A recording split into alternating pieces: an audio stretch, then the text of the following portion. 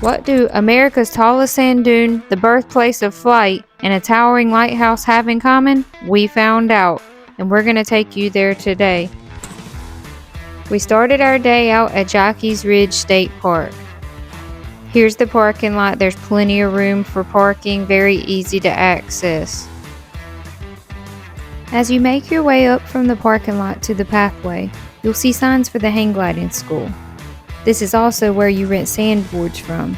Trust me, you want to rent one. It's so much fun. What we do is rent one for our entire family to take turns using. They rent for $25 a piece.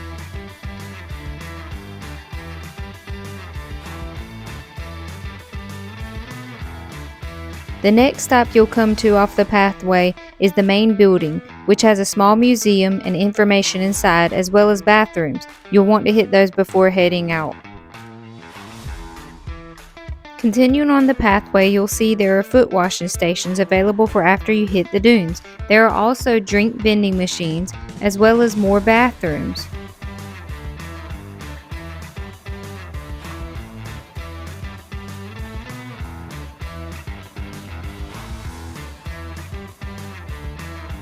Then you'll make your way down the beautiful newly extended boardwalk. There are multiple covered bench areas along the way. The boardwalk isn't long at all and empties right at the bottom of the dunes.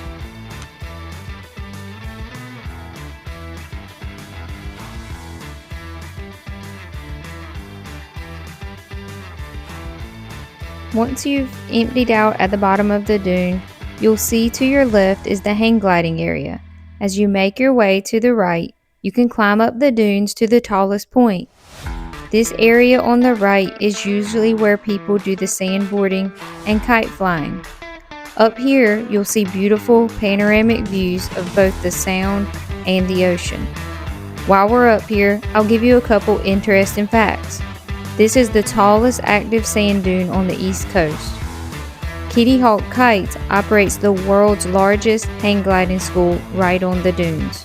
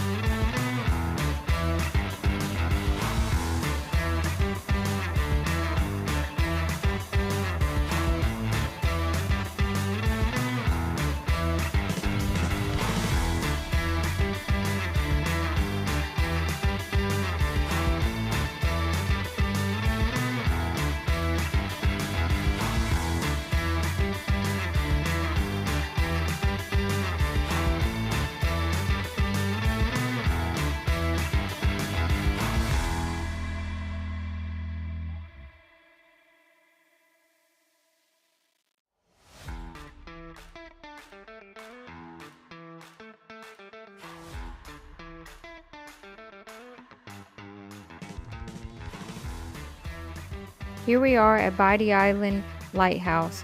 You can go up and walk to the top of the lighthouse, but you do have to purchase tickets ahead of time to do so, usually the day before or the early morning before you go. They also have night walk-ups if you're interested in that. Lastly, we hit the Wright Brothers Museum Center, and we walked the entire grounds, which has lots to offer. Keep in mind, you do have to pay for parking, which is $10 per passenger over the age of 16. Here's a little glimpse of the inside of the museum. There is a larger portion that has the airplane that is very awesome. When you walk out of the museum, you'll see your airfield on the right, as well as two outbuildings that shows you history of what it looked like when they lived here, and an airplane hangar that they created.